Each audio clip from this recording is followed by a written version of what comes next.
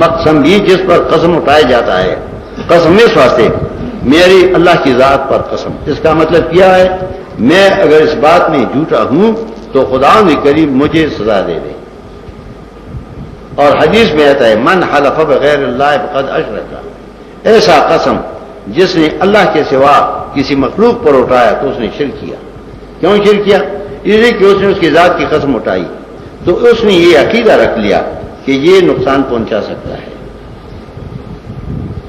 یہ قسم متضمن ہے للشرک، اس لیے کہ اس نے صفات خداوندی اس کے لیے ثابت کی. جیسا مشرکین قسم اٹھاتے ہیں سلطان باہو پر قسم، خواجہ معین الدین اجمیری پر قسم، یہ قسم جس نے اٹھایا غیر اللہ پر تو اس نے شرک کیا. کیوں شرک کیا؟ اس نے یہ عقیدہ رکھا کہ اگر میں جھوٹا ہوں تو جس ولی کا نام میں نے لیا ہے وہ مجھے نقصان پہنچا دے. اس واسطے من حلف بغیر اللہ فقد اشرک. اور دوسری حدیث میں آتا ہے بخاری میں من حلف بغیر اللہ فلیقل لا الہ الا اللہ، جس نے قسم اٹھایا غیر اللہ پر تو فوراً وہ کلمہ پڑھے تاکہ مسلمان ہو جائے. ایسی قسم سے وہ مشرک ہو گیا، نکاح ٹوٹ ہو گیا، اعمال حبط ہو گئے، کیونکہ اس نے صفت خداوندی غیری کی ثابت کیا. قرآن میں یہ قسم ہے؟ نہیں. قرآن جو فرماتا ہے والسماء والطارق، تو اس کا یہ مطلب ہے کہ خداوند کریم فرماتا ہے مجھے آسمان اور طارق نقصان پہنچا ہے اگر میں جھوٹا ہوں. یہ مطلب نہیں ہے قسم کا. ایک ہے قسم للدعا، اس کا مطلب ہے صرف دعا. لعمرک انہم لفی سکرتہم یعمہون، اس کا مطلب یہ تیرا عمر دراز ہو جائے، قسم مراد نہیں ہے. اور ایک ہے قسم لشر الدعا، جیسا حسان فرماتے ہیں سکلت بنیتی لم تروہا تثیر النقع علی طرفی کداؤ، میں اولاد سے محروم ہو جاؤں اگر ہم نے گوڑ اقتدا پہاڑی پر نہیں چڑھائے تم پر. تو یہ قسم ہے للشر، یہ بھی مراد نہیں قرآن میں. چوتھا قسم ہے قسم للشہادت. قسم للشہادت کا مطلب کیا ہے جس پر میں نے قسم اٹھایا یہ گواہ ہے. جیسا کہ فارسی بان کہتے ہیں قسم بلب میں گونی تو وزل سے شب گونی تو کہ تو محبوب دلربائی، تیری سرخ لبان پر قسم اور تیرے سیاہ بالوں پر قسم یقیناً تو معشوق ہے. تو اس قسم کا مطلب کیا ہے؟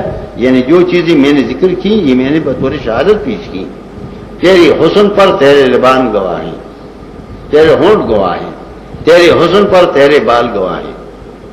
جیسے کہتے ہو تمہارے مہمان نوازی پر تمہارا در گواہ ہے، اس کو کہتے ہیں قسم بطور شہادت. قرآن میں یہ مراد ہے والسماء والطارق، شاہد آسمان اور طارق. جیسا ان میں انقلاب ہے ایسے ہی تم میں انقلاب ہے. واللیل اذا یغشی والنہار اذا تجلی، شاہد ہے مختلف التاثیر پر رات اور دن، جیسا رات اور دن مختلف التاثیر ہے ان سعیکم لشتی، ایسا ہی تمہارے اعمال مختلف ہیں. وما خلق الذکر والانثی، جیسا کہ نر اور مادہ مختلف ہیں ایسا ہی ان سعیکم لشتی، تمہارے اعمال بھی مختلف التاثیر ہیں. والعصر ان الانسان لفی خسر، انسان تم ہمیشہ ہی نقصان میں چلے گئے ہو، اس پر تمہارا عمر گواہ ہے. عصر عمر، تمہارا عمر گواہ ہے. والعادیات ضبحا فالموریات قدحا، شاہد ہیں وہ گھوڑے جو اپنے مالک کی نیچے دوڑتے ہیں. تو گھوڑا تابعدار ہے اپنے مالک کا، اس پر شاہد ہے ان الانسان لربہ لکنود، تم ناشکر ہو. گھوڑا تابعدار ہو اور تم تابعدار نہیں ہو. تمہارے بے ادبی پر، تمہارے نافرمانی پر حیوان گواہ ہیں. حیوان تو مطیع ہے اپنے مالک کا اور تم مطیع نہیں ہو.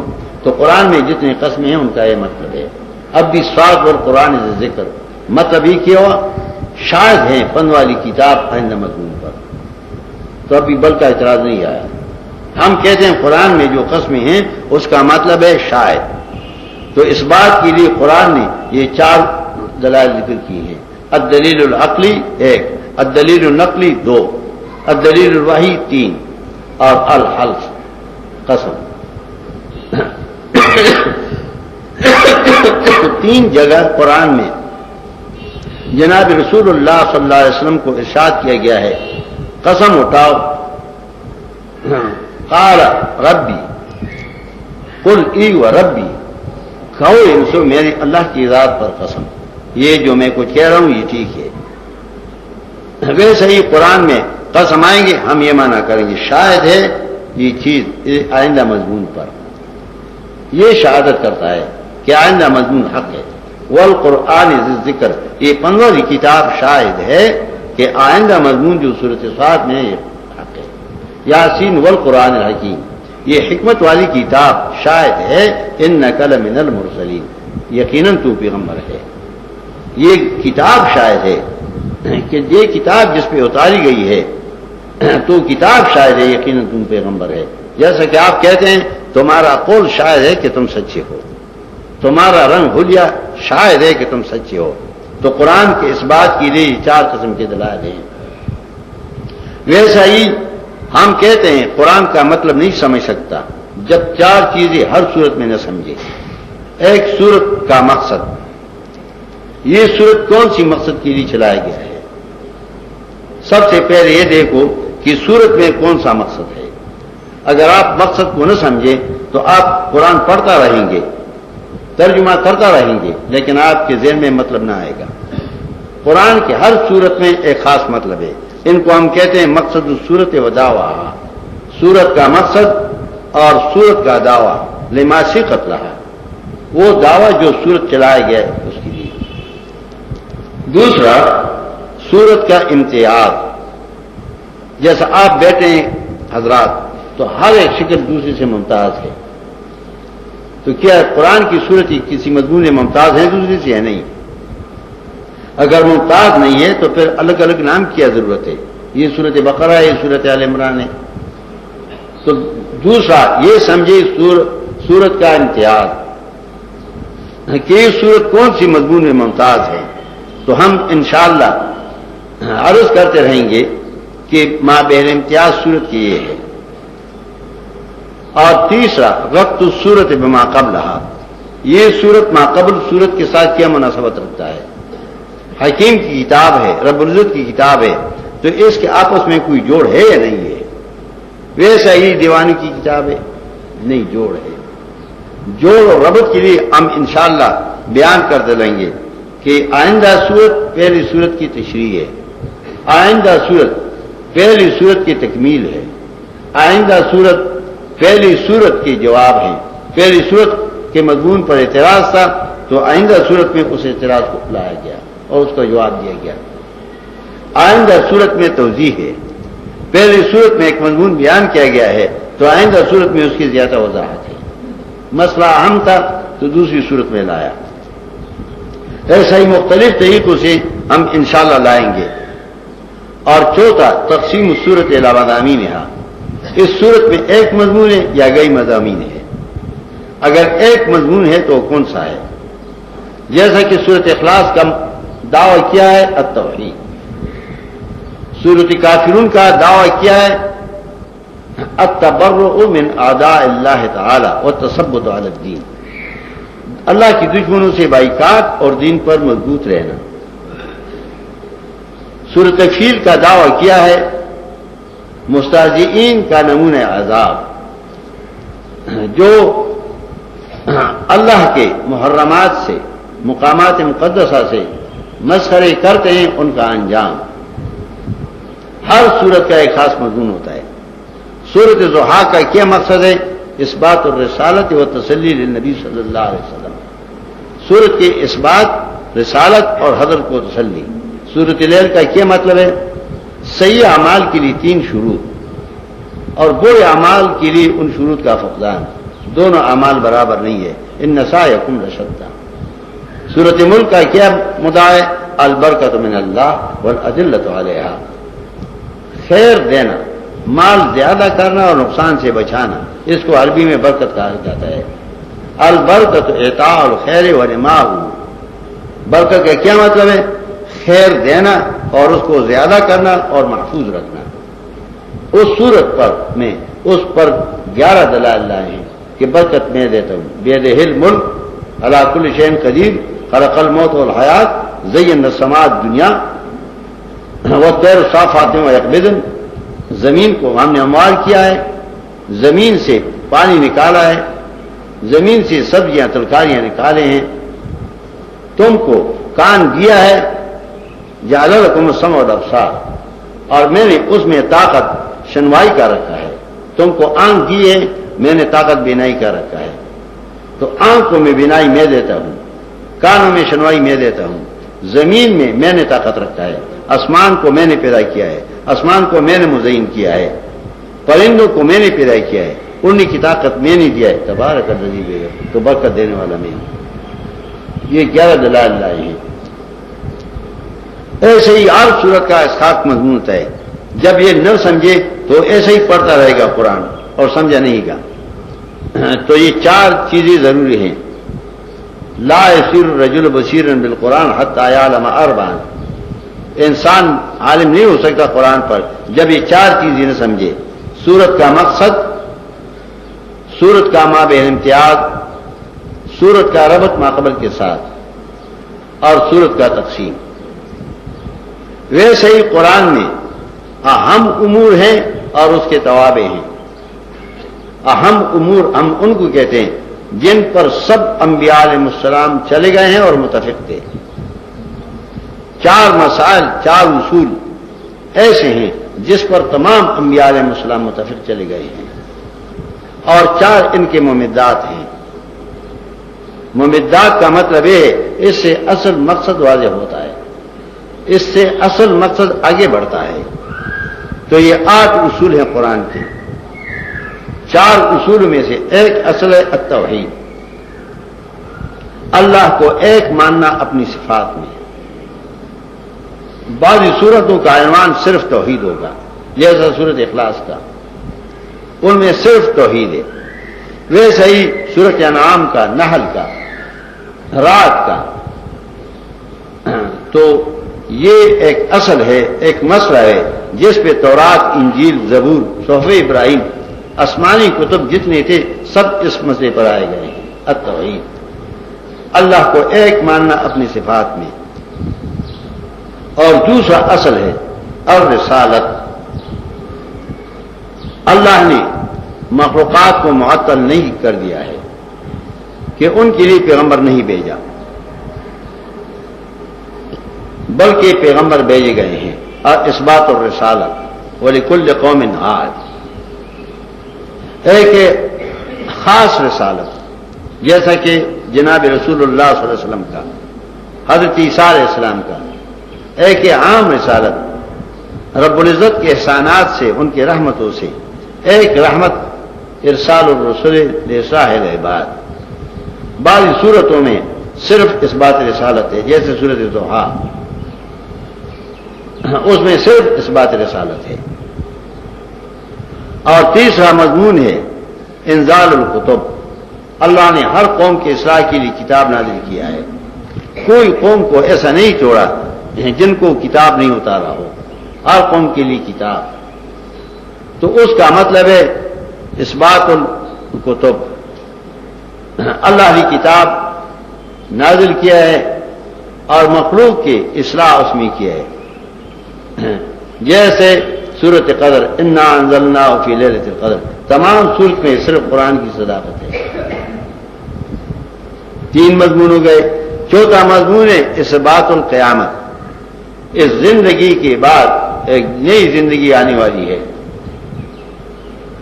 نفس قیامت سب ملل مانتے تھے، وہ قیامت علی حاضر کیفیت نہیں مانتے تھے۔ نفس زندگی، موت کے بعد زندگی، یہ سب اقوام مانتے ہیں، عرب بھی مانتے ہیں کہ ہم پھر زندہ ہوں گے، ہندو بھی مانتے ہیں تناسخ والے کہ پھر زندگی، مگر زندگی علی حاضر کیفیت جیسا قرآن بیان کرتا ہے اس طریقے سے نہیں مانتے تھے کہ ہم پھر زندہ ہوں گے اجسام کے ساتھ، اور ہمارے ساتھ حساب کتاب ہوگا،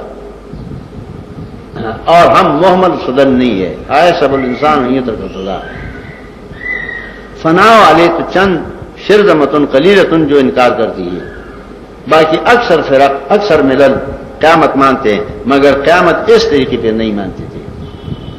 تو چوتھا مضمون ہے اس بات القیامت. سورت زلزال میں آپ دیکھیں گے صرف قیامت کا ذکر ہے. ویسا ہی سورت قاف سے لے لیں، قاف، زاریات، طور، النجم تک، یہ تین سورتیں صرف اس بات قیامت کے لیے چلائے گئے ہیں. یہ چار مضامین ہیں اہم، اور قرآن کریم اس کو ذکر کرتے ہیں بڑے بڑی صورتوں میں. قرآن کا عقائد ہے جب بڑا صورت شروع ہوتا ہے تو ان چاروں کو ذکر کرتا ہے مختلف طریقوں سے. جب چار ذکر کرتے ہیں تو پھر ایک کو شروع کرتے ہیں مفصل. اول چار ذکر کرتے ہیں کہ چار اہم چیز ہیں، بنیادی چیزیں ہیں، انسانیت کی تکمیل کے لیے چار چیزیں ہیں، تو یہ چاروں ذکر کرتے ہیں. اول آپ سورۃ ہود 11واں پارہ جب ختم ہوتی ہے آپ نکال دیں سورۃ ہود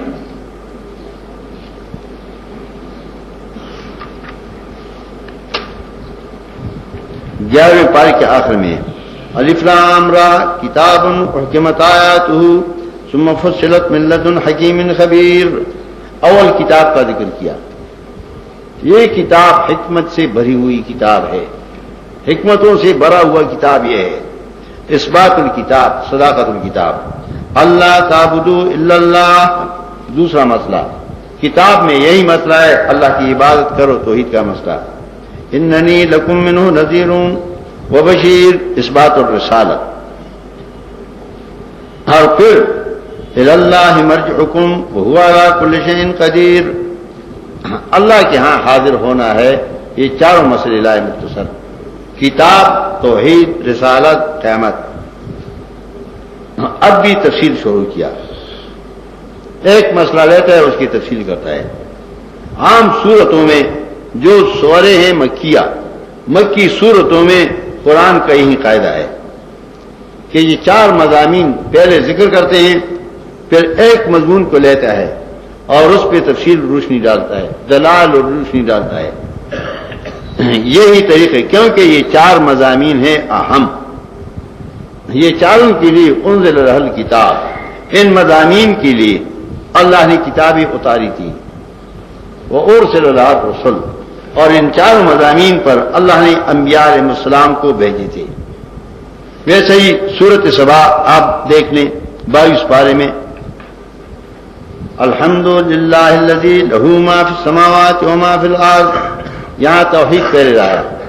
لطف نشر غیر مرتب سے لاتے ہیں، لتستقر فی الذہن، تاکہ تمہارے دل میں بیٹھ جائے.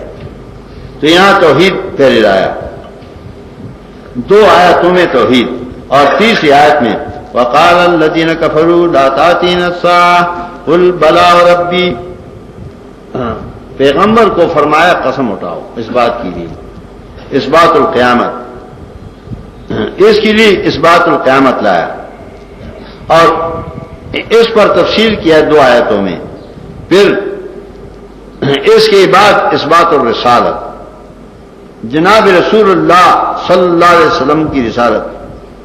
هل ندلکم علی رجل ینبئکم اذا مزقتم کل ممزق افطرى علی اللہ کذبا ام بہ جنہ.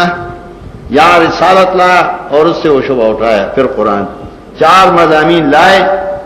جب 4 مضامین ختم ہو گئے 9 آیتوں میں، تو 10ویں آیتوں میں وہ پہلے مسئلے کو شروع کیا، توحید. وَلَقَدْ آتَيْنَا دَاوُودَ مِنَّا فَضْلًا، داؤد کو ہم نے درجہ دیا تھا اور ہمارا تابعدار تھا. داؤد کے ہاتھ میں کچھ نہیں تھا. اور تیسرا فَلَمَّا قَضَيْنَا عَلَيْهِ الْمَوْتَ مَا دَلَّهُمْ عَلَى مَوْتِهِ إِلَّا دَابَّةُ الْأَرْضِ تَأْكُلُ مَنْ سَعَىٰ. جنات عاجز ہیں، عالم الغیب کیا سامنے سلیمان علیہ السلام کو دیکھتے ہیں اور نہیں سمجھتے کہ مرا ہوا ہے، وفات پا چکا ہے. داؤد میرا محتاج تھا، میرا ذکر کر رہا تھا. اور جنات لا علم ہے، کیوں پکار دے وہ جنات کو. پھر بادشاہوں کا حال ذکر کیا، مملکت سبا کا. وہ بہت متمول لوگ جو تھے، جب انہوں نے لقد کانت لسبع فی مسکنہم آیۃ جنتان عن یمین و شمال، وہ مالدار سلطنت جو تھی، جب انہوں نے اعراض کی میرے حکم سے تو ان کا حال کیا ہوا. پھر اس پہ تفصیل لایا اور چاروں راستے بند کر دی مشرک کے. 22 آیت میں چاروں رات بن گئے. قُلِدُوا الَّذِينَ زَعَمْتُم مِّن دُونِ اللَّهِ، کھاؤ ان سو جن کو تم پکارتے ہو، جو تمہارے ذہن میں حاجت روا ہے، ذرا ان کو پکارو. لا يملكون مثقال ذرة في الأرض في السماوات ولا في الأرض. لوگ تو ان سے مانگتے ہیں جو مالک ہو، وہ کت ذرہ برکی میں مالک نہیں ہے. اچھا مالک نہیں، حصہ دار ہوں گے. کبھی صدار سے دکان میں 2 حصہ دار ہیں، ایک سے لوگ مانتے وما لهم فيهما من شرك، کوئی حصہ نہیں میرے ساتھ ان کا. مالک نہیں ہے، شریک نہیں ہے. مالک نہ ہو شریک ہو تو کبھی اس نے معاونت کی ہو مالک سے. مالک نے مکان بنانے والا تھا، باغ بنانے والا تھا، اس نے امداد کیا ہے، تو لوگ ان سے کہتے ہیں کہ بھائی دے دو ذرا.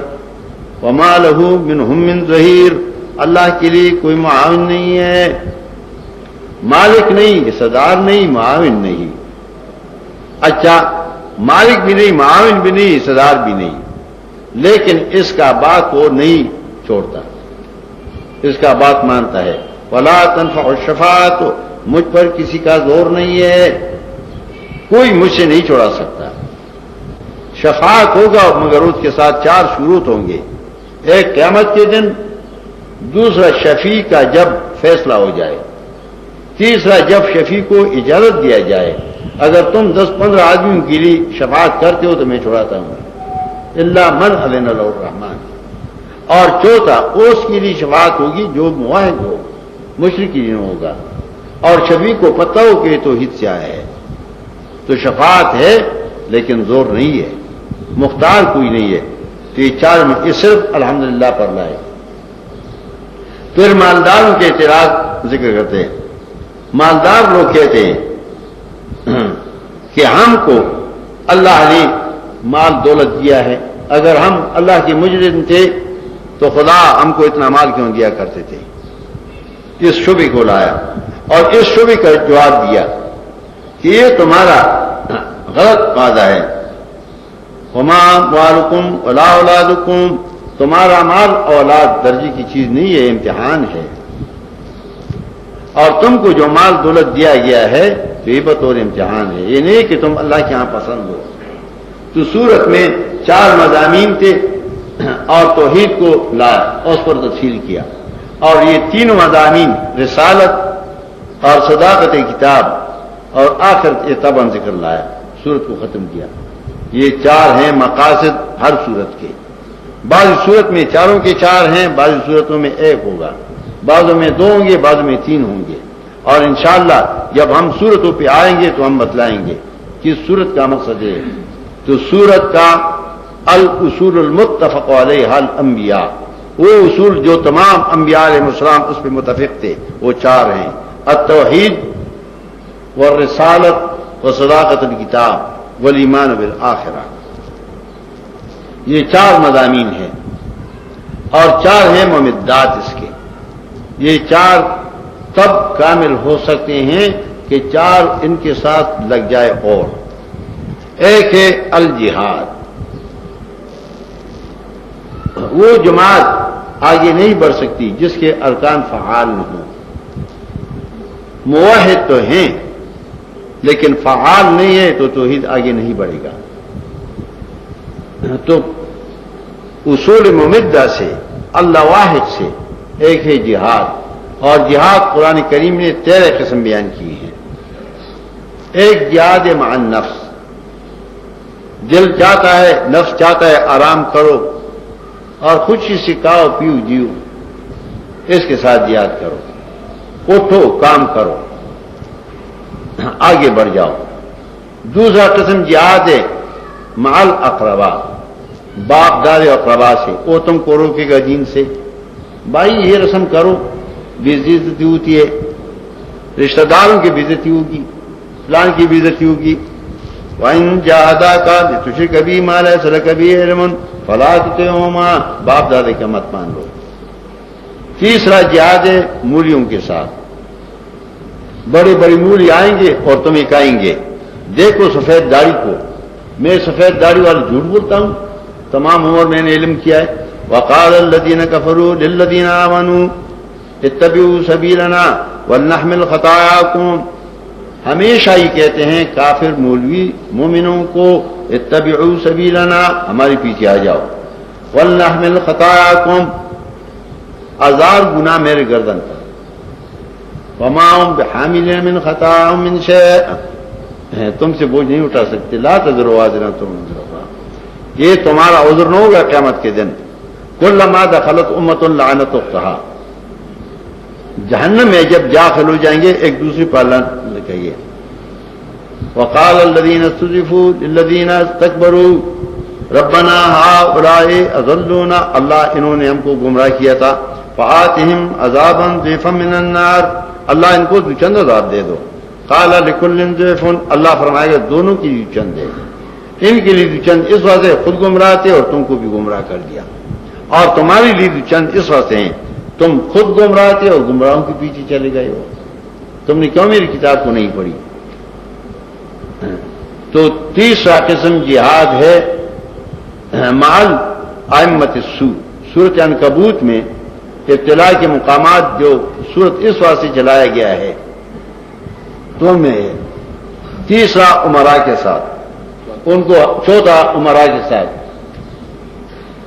ایسے ہی عوام رشتہ داروں کے ساتھ. آخری منزل جہاد کا ہے قتال. یہ 13واں قسم ہے. آپ دیکھیں گے قرآن میں انشاءاللہ یہ جہاد کے مختلف طرق اللہ فرمائیں. مضبوط ہو جاؤ، اس مسجد میں تم کو تکالیف آئیں گے، اور اس کے لیے قاعدے بتلائے ہیں جہاد کے. جیسا کہ آپ فوج میں بھرتی ہو گئے ہو اور محاذ پہ آپ تشریف لے جاتے ہیں تو آپ کو سب سے پہلے ٹریننگ دی جائے گی. سپاہی کو ٹریننگ ہو تو نہیں لڑ سکتا، ایسے ہی قرآن میں ٹریننگ ہے. مسئلہ وہ شخص بیان کر سکتا ہے جو قرآن کے اصولوں سے ٹریننگ ہو. یہ پیچھے جو بیٹھ گیا مولوی صاحب، پیچھے جو بیٹھ گیا شیخ صاحب، یہ قرآن کے اصولوں سے ٹریننگ نہیں تھا. توحید کے مسئلے میں جو ٹریننگ ہے سورۃ انعام میں، اعراف میں، ویسے ہی قتال کی جو ٹریننگ ہے سورۃ انفال، سورۃ نساء، آل عمران میں آپ دیکھیں گے کہ قرآن کیسا ٹریننگ دیتا ہے. یہی ٹریننگ حضرت نے دی تھی صحابہ کو. ہزاروں سال کی سلطنت کسریٰ اور قیصر کی سبھی تباہ کر دی انہوں نے. نہ کسریٰ رہ گیا نہ قیصر. ایسا ٹریننگ دیا تھا ان کو کہ وہ موت سے نہیں ڈرتے تھے، فقر و فاقے سے نہیں ڈرتے تھے. دریاؤں پر انہوں نے چھلانگ مار دی، لیکن یہ وہ ٹریننگ تھا قرآن کا.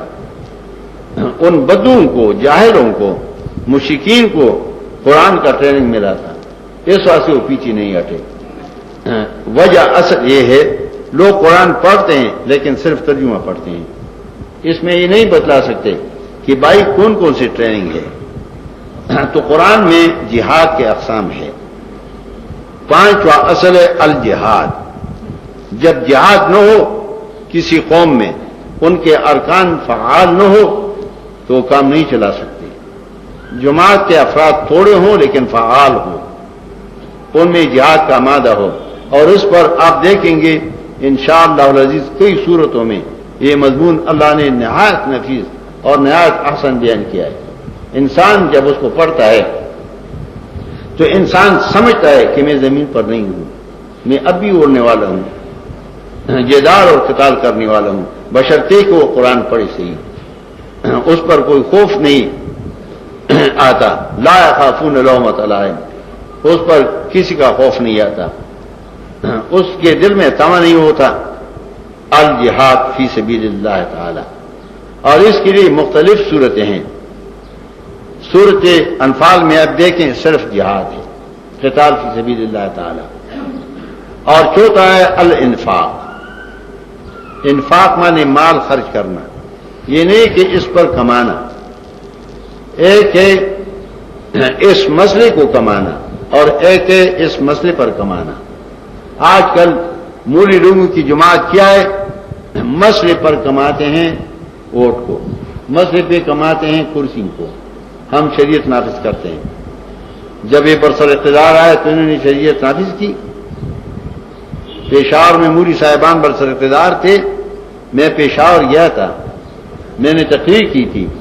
کہ حضرت عمر فاروق رضی اللہ تعالیٰ عنہ کا یہی طریقہ تھا کہ جب آپ کسی علاقے میں امیر بھیجتے تھے تو سب سے پہلے آرڈر دے دیتے کہ دیکھ لو کہ لوگ نمازی ہیں یا نہیں ہے.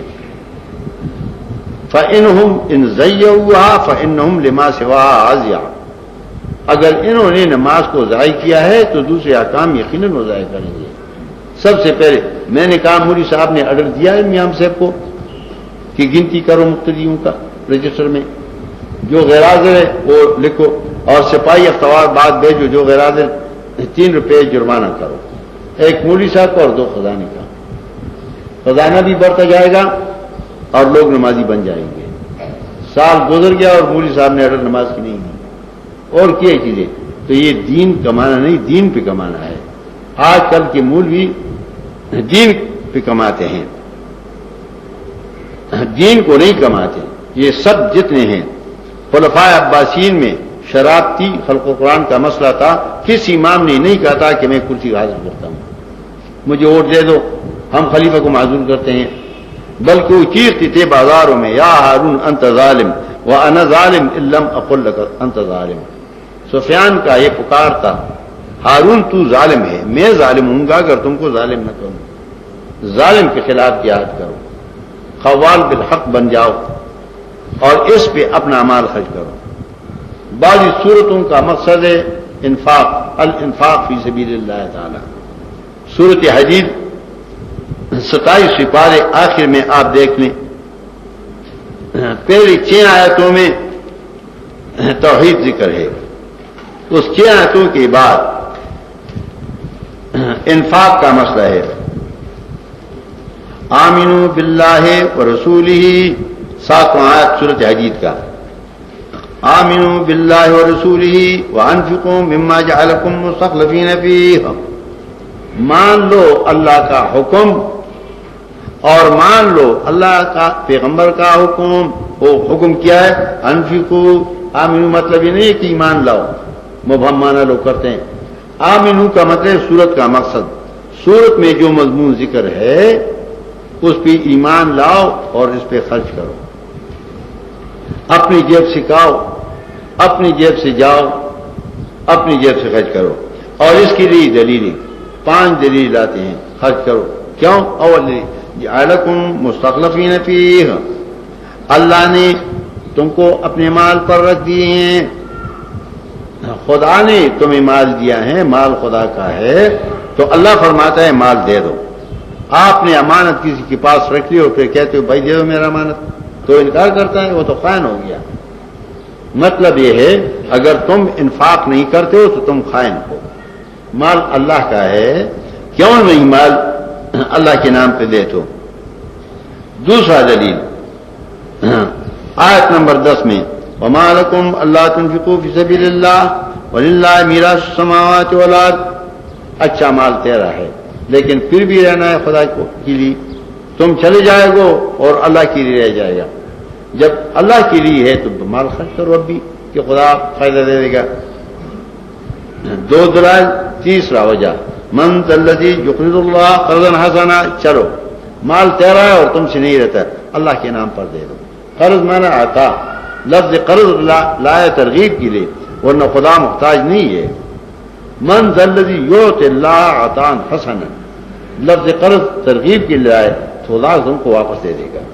چلو اللہ کے نام پہ دے دو، خدا واپس دے دے گا. 3 دلائل. ایک دلیل میرا مال ہے کیوں خرچ نہیں کرتے ہو. دوسرا دلیل مجھے ملنا ہے تمہارا مال، تم سے رہنا ہے مال، کیوں خرچ نہیں کرتے ہو. تیسرا دلیل چلو اللہ کے نام پر دے دو، خدا دگنا کر دے گا. 5واں دلیل علموا. چوتھا علموا انما الحیات الدنیا لعب و لہو. چلو مال خرچ نہیں کرتے ہو تو مال کی حقیقت کیا ہے؟ تنکیر لائے ہے. یا سمجھ لو دنیا کی زندگی اور اس کا مال کیا ہے؟ لعب لہو زینت تفاخر تکاثر. یہ 5 لفظ لائے ہیں. مال کی کوئی حقیقت نہیں ہے، صرف میرے پاس تجوری میں پڑی ہے، میرے بینک میں جمع ہے. مال کا کوئی حقیقت نہیں ہے. 5واں دلیل ما اصاب من مصیبت فی الارض ولا فی انفسکم الا فی کتاب. اگر تم نے مال اس واسطے رکھا ہے کہ کل بیماری آ جائے گی، مقدمہ ہوگا، دشمن ہوگا، وہ ضرور آنے والا ہے. مال مدافعت نہیں کر سکتا. سورت کا مقصد تھا انفاق فی سبیل اللہ، اور اس کے لیے 5 وجوہات ذکر کی. جعلکم مستخلفین للہ میراث السماوات یقرض اللہ قرضا حسنا لہو ولعب وتفاخر ما اصاب من مصیبت. یہ 5 وجوہات ذکر کی. سورت کا ہی مقصد تھا. بعض صورتوں میں آپ دیکھیں گے قرآن کا زور جب ایک مضمون ذکر کرتا ہے تو اس پر ایسی ٹھوس دلائل لاتے ہیں کہ دل میں بٹھلاتا ہے مضمون کو.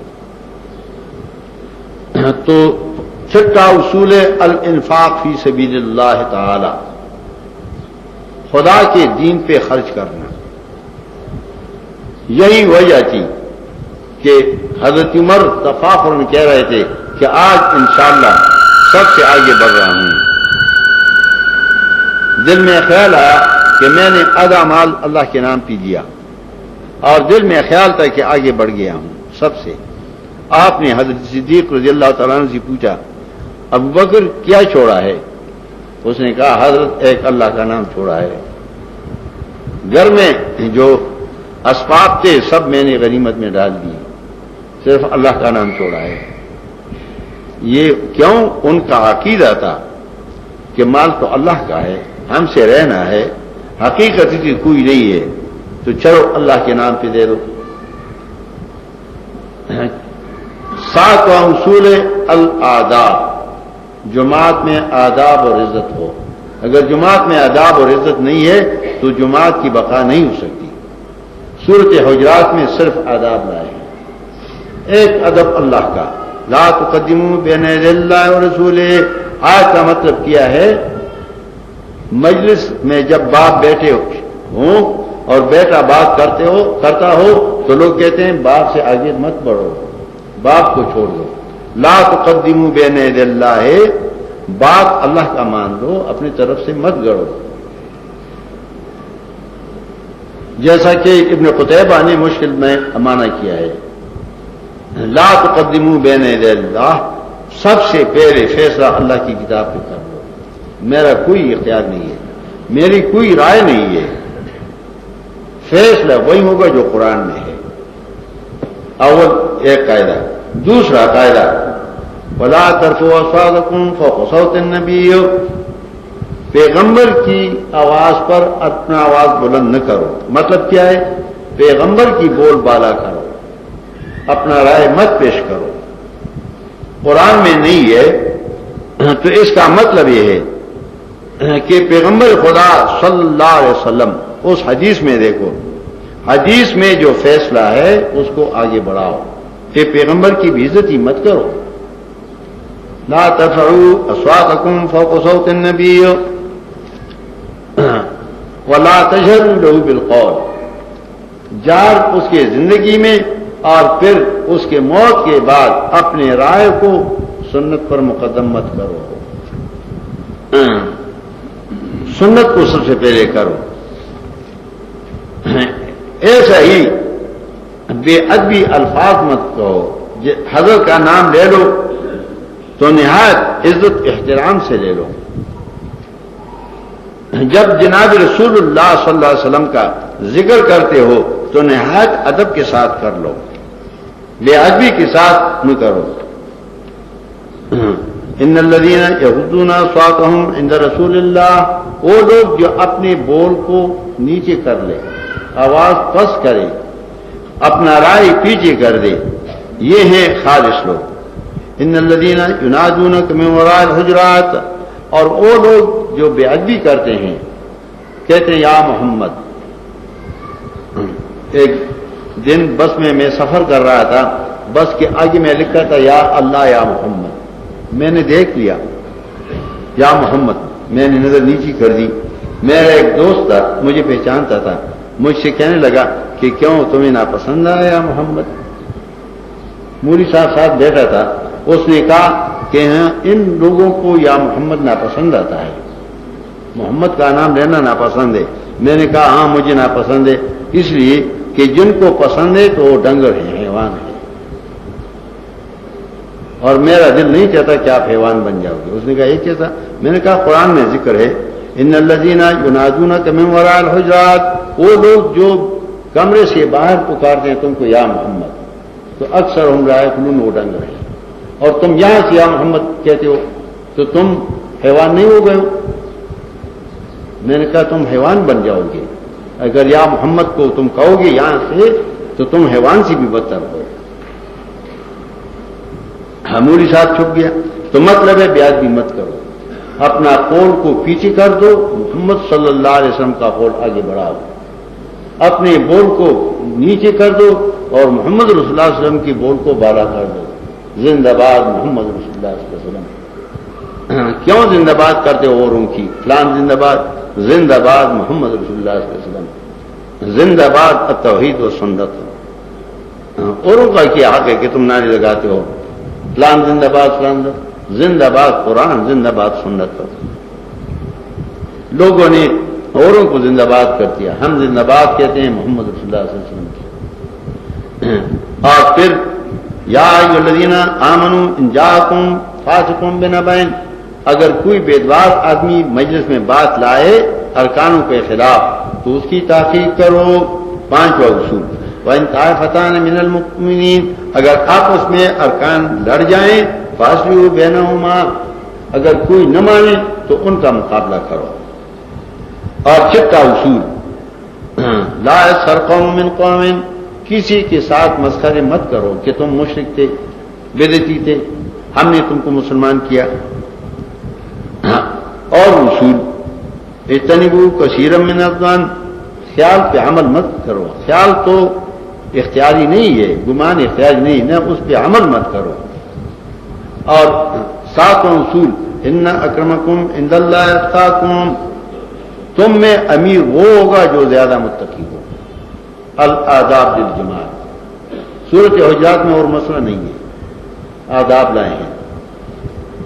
اور التنظیم، جماعت کی تنظیم منظم ہو، اور اس کے لیے آداب ہیں. سورہ مکیہ میں یہ تنظیم زیادہ منظم ہے. وَإِذَا جَاءَكَ الَّذِينَ يُؤْمِنُونَ بِآيَاتِنَا فَقُلْ سَلَامٌ عَلَيْكُمْ، جب تمہارے پاس تمہارے ہم عقائد والے ہم خیال والے آ جائے فَقُلْ سَلَامٌ عَلَيْكُمْ، تو سلام آنے والا کرتا ہے کہ بیٹھنے والا؟ سلام تو سنت آنے والا کا ہے. سلام کئی معنوں پر ہے. اس ملک میں مصیبت یہ ہے کہ عربی سے واقف نہیں ہے تو بھی مفسر ہے. اجد الدیدم دریم بادشاہی کے للو و پنجو اماچ سپاہی، لفظ کا معنی نہیں سمجھتا اور میں مفسر ہوں، تفسیر لکھوں. عربی کے گرامر سے واقف نہیں ہے، وہ بھی مفسر ہے. سلام کئی معنوں پر ہے. ایک سلام ہے بمانے رحمت، وہ سلام علی موسیٰ و ہارون، میری رحمت و موسیٰ و ہارون پر. تو ایک سلام کا معنی ہے رحمت، اور ایک سلام کا معنی ہے الترحیب. ہم کہتے ہیں خوش آمدید، پشتوں میں کہتے ہیں ہر کل راشا، فارسی میں کہتے ہیں خوش آمدید. ایک سلام ہے بمانے خوش آمدید. جب باہر سے ساتھی رفقا آ جائے فقل سلام علیکم، ان کو خوش آمدید کہو. ایک سلام ہے بمانے دعا، جیسے حدیث میں ہے جب قبرستان پہ جاتے ہو تو سلام ان پر ڈال دو، یعنی رحمت کی دعا مانگو ان کے لیے. ایک سلام ہے بمانے دعا، اور ایک سلام ہے بمانے تحفہ. باہر سے آتا ہے اور اس نے تمہیں تحفہ دیا السلام علیکم، خدا کی رحمت ہو تجھ پر، تو تم بھی تحفہ دے دو علیکم السلام. اس کو کہتے ہیں سلام التحفہ، سلام التحیہ، سلام الرحمت، سلام الترحیب، سلام الدعا، سلام التحفہ. قرآن میں یہ قاعدے ایک ایک لفظ کو کئی معنوں پر لایا جاتا ہے. جب واقف نہ ہو تو نہیں سمجھتا قرآن کو.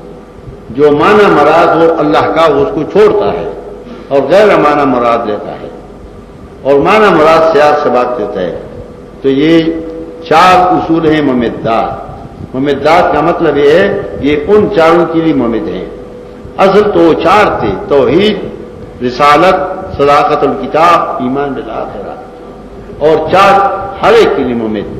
اگر توحید کو پھیلاتے ہو تو جہاد کرو، مال خرچ کرو، تنظیم کرو، آداب اپنے ارکان کی مان لو. اگر تم قرآن کو پھیلاتے ہو تو تنظیم کرو، آداب کرو، اس کے لیے لڑو، بیان کرو، اس پہ مال خرچ کرو. اگر تم مسئلہ اس بات قیامت بیان کرتے ہو تو اس کے لیے 4 اصول ہیں. ہم ان کو لواحق کہتے ہیں. آپ انشاءاللہ دیکھیں گے جب ہم صورتوں پر آئیں گے تو ہم اصول اعلیٰ المقاصد الاصلیہ وہ بیان کریں گے اور پھر ہم کہیں کہ لواحق سے ہیں. صورت میں آپ دیکھیں گے اصل مقصد ذکر ہے یا نہیں. ایک ہے